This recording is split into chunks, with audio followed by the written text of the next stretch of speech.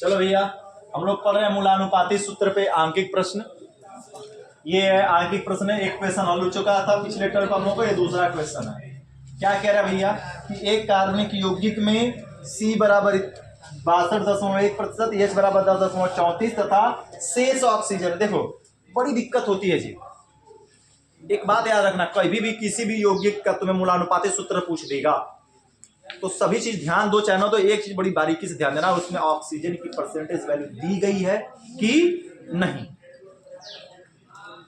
Exam में बड़ी चालाक आदमी है, कई बार ना ऑक्सीजन है शेष बोल भी दिया ना, मुझे गायब भी कर देगा, नहीं देगा, बस दो दे देगा। एक कार्बनिक यौगिक जिसमें C बराबर इतना, H बराबर इतना है, तो उसका मूलानुपाती सूत्र ज्ञात कीजिए, और सूत्र ज्ञात कीजिए कह देगा, बाकी शेष शब्द नहीं छुपाए बोलेगा।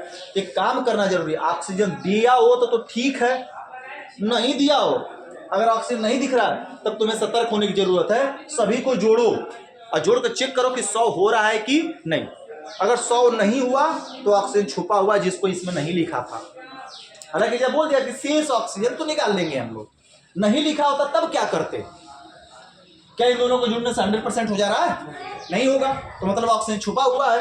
तो लिखा हो चाहे न लिखा हो, तो अपना काम क्या है, जोड़ के बाद चेक करना कि कहीं ऐसा तो नहीं कि 100 हो रहा हो।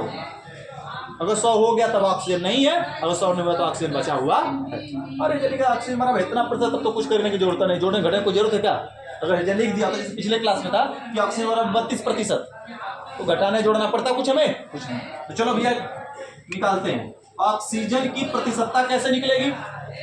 तो सर जी पूरा यौगिक कितना परसेंट का होगा? 100% होगा। 100 में से 2 का मान पता है, तो तीसरे का मान नहीं पता चल जाएगा?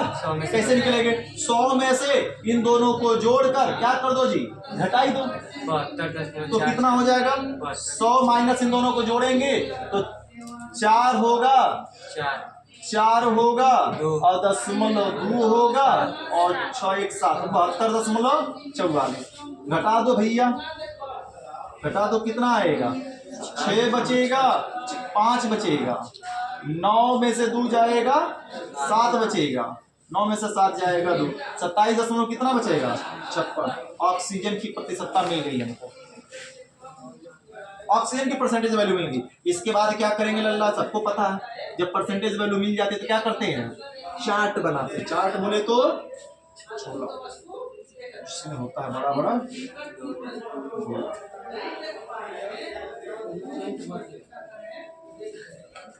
क्रम तत्व, बड़े लड़कों को को छोड़ने के लिए बोले हैं क्या?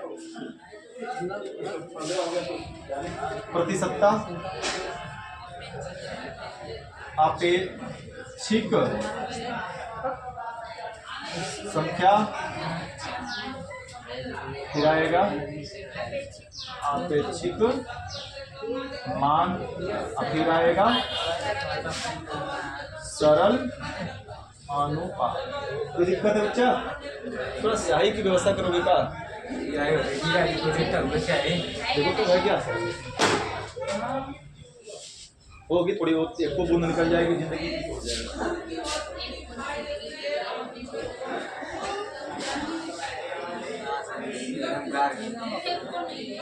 एक भी सही नहीं है इसका भैया, ध्यान नहीं रहा है कौन चल रहा है उनका। देखो अरविंद सर की कोचिंग में से चलो जी, परसेंटेज लिखते हैं सभी का। 3 ही तत्व है ना, 1 2 और 3। कौन सा भैया? कार्बन, हाइड्रोजन और परसेंटेज 62.1 10.34 O का 27.56%। ठीक है भैया, शोर मत करो, माइक नहीं लगाया गया तो तुम का शोर भी रिकॉर्ड होगा। अपेक्षिक संख्या में करते क्या है? अपेक्षिक संख्या में करते क्या है? सभी परसेंटेज में सभी तत्वों के अणुभार से भाग। सबको पता है कार्बन का अणुभार कितना होता है भैया? परमाणु भार, अणुभार परमाणु भार। कार्बन का परमाणु भार 62.1 में कितने से? 12। 10.34 में हाइड्रोजन का परमाणु भाग 1 और 27.56 में ऑक्सीजन का 16 से भाग दे देंगे। तो एक भाग हम दे सकते हैं, 10.34 आ गया, हमें के लिए 1 भाग दे दिए। तुम इतने सारे बैठे हो, कम से कम 2 को भाग दे दो। 12 पंजे 60, 21, 12 1 का 12, बचा कितना 8 1 9 90, 12 6 72, नहीं 12 72, 12 120 हो जाएगा ना, 108, 8 बार में जाएगा लगभग, 8 बार में जाएगा, ठीक है। 5.18 आएगा। इसका भाग दो भैया, 27.56 में भाग दो, कितना आ रहा है? 1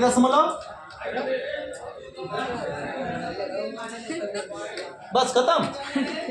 तब का भाई कंप्यूटर भाग, ये तुम लोग 1 भाग नहीं दे पाए।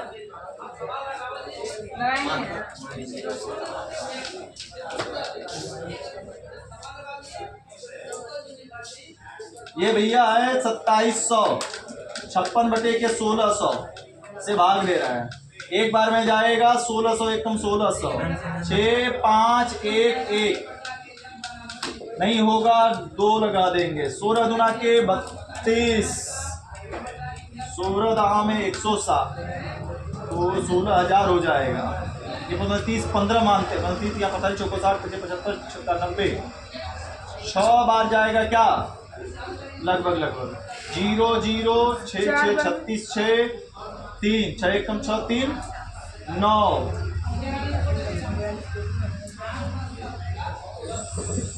7 से करते तो हो सकता था क्या, 7 बन जाएगा 112। 0 0 7 6 42 2 4 7 1 7 4 11, ठीक है, हो गया। 0 6 3 360, ये यहाँ पर हो जाएगा 0 3600, 16 दुना के 32 2, तो 1.62 बार भाग जाएगी। हमें भाग मत दो, बस ऐसे मुंह हमारा देखते रहो। तो 7 अब तो 7 तो है, 6 लिख दिया है, 7 देकर 6 2 इस जगह 7 2 रहेगा, ठीक है, वो हम दे देंगे भैया। अब क्या करते हैं इसके बाद, अपेक्षिक मान में सबसे कम वाले से सभी में क्या करते हैं, भाग देते हैं। तो सबसे कम कौन है, 5 है, 10 है, कौन है, 1.72 है, 1.72 से सब में भाग देंगे हम। तो 5.18 बटे के 1.72, 10.34 बटे के 1.72, 1.72 बटे के 1.72, कट जाएगा, कितना आएगा, 1 इकाई पूरी कटाई। इसका भाग दो भैया, इसका 5 इसका 5.4, 5 बार में क्या भाग जाएगी जी, 5 से कम में ना जाएगा, 4 कुछ आना चाहिए। अंकित कितना रहा कर रहे हैं सर,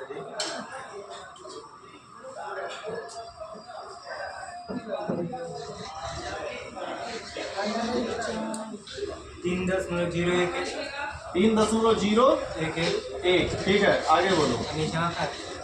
10.34 में 1.72 से भाग दो, 6.01। अब हमने बोला था यहाँ पे सरल अनुपात लिखने के लिए, क्या होता है सरल अनुपात भैया, पूर्ण संख्या लिखी जाती है, क्या लिखी जाती है, पूर्ण, दशमलव में नहीं, यहीं पर सारा खेल है। अगर दशमलव के बाद का मान 50 से क्या आ गया, कम, दशमलव के बाद का मान 50 से क्या है, कम है, हम वह संख्या लिख देंगे, 3 का 3, दशमलव के बाद का मान 50 से कम है ना, हम वही संख्या लिख देंगे, 6 का 6, और दशमलव के बाद का मान 50 से कम है, 1 का तो 1 ही है। अगर सपोज दैट मान लो कह जाए 72 रहता, 3.72, तो कितना लिखते इसको हम, आगे आने वाली संख्या रहता 4 लिखते, कितना लिखते, अगर 3.72 रहता तो कितना लिखते हैं हम, 4। अगर दशमलव के बाद का मान 50 से अधिक रहता तो आगे आने वाली संख्या लिखेंगे हम, और 50 से कम है तो वही संख्या उतार देंगे। ये बन गया हमारा सरल अनुपात। क्या लिखेंगे भैया, तत्वों का सरल अनुपात क्या होगा, C संबंधे H संबंधे O बराबर 3 संबंधे 6 संबंधे 1, तो क्या बनेगा बच्चा, मूलानुपाती सूत्र। देखो मूलानुपाती सूत्र क्या बनेगा, C3H6O1, C3H6O बन गया।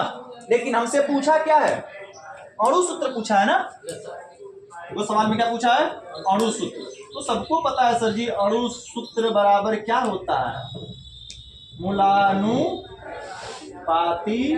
सूत्र होल का n। हमें मूलानुपाती सूत्र तो पता हो गया, लेकिन क्या n का मान पता है, नहीं। तो n का मान निकालने के लिए काम करते हैं, n बराबर होता है यौगिक का अणुभार बटे के मूलानुपाती सूत्र का अणुभार, यही ना होता है जी। मूलानुपाती सूत्र का अणुभार हमको पता है, निकाल लेंगे कहाँ, सवाल कंप्लीट करके। सर जी हम कल उतना कर मूलानुपाती सूत्र का अणुभार कितना होगा, निकालेंगे ना, तो कहेंगे मूलानुपाती सूत्र का अणुभार कितना होगा लल्ला, 12 गुणते 3 प्लस 1 गुणते 6 प्लस 16, जरा ऐड करके बताओ टोटल कितना, बच्चों बढ़ते 36 36 36 6 42 42 42 और 6 48 10 58 58 आ गया। लेकिन अभी क्या चाहिए हमको, यौगिक का अणुभार ना। देखिए यौगिक का अणुभार ना देखा, देखो क्या दिया है, वाष्प घनत्व। तो हमने बोला था उसके लिए सूत्र क्या होता है, यौगिक का अणुभार बराबर 2 गुणते वाष्प घनत्व, लिखवा दे सूत्र हम। तो 2 का गुणा कर देंगे कितने में, 58 से, तो यौगिक का अणुभार कितना आ जाएगा, 116 ये भैया रख दो, 116 बटे के 58 कट कर कितना आया, n का मान 2 आ गया। मूलानुपाती सूत्र रखकर गुणा कर दो, कुछ नहीं, मूलानुपाती सूत्र C3H6O का होल का ट्वाइस, 2 का अंदर गुणा कर दोगे C6H12O2 हो जाएगा। ये मिल गया हमें अणु सूत्र। कठिन है क्या जी, नीचे का नहीं दिख रहा, नीचे कर देते हैं, दिख गया। चलो उतार लो भैया, सारा चार्ट सब कुछ दिख रहा है, उतारो फटाफट।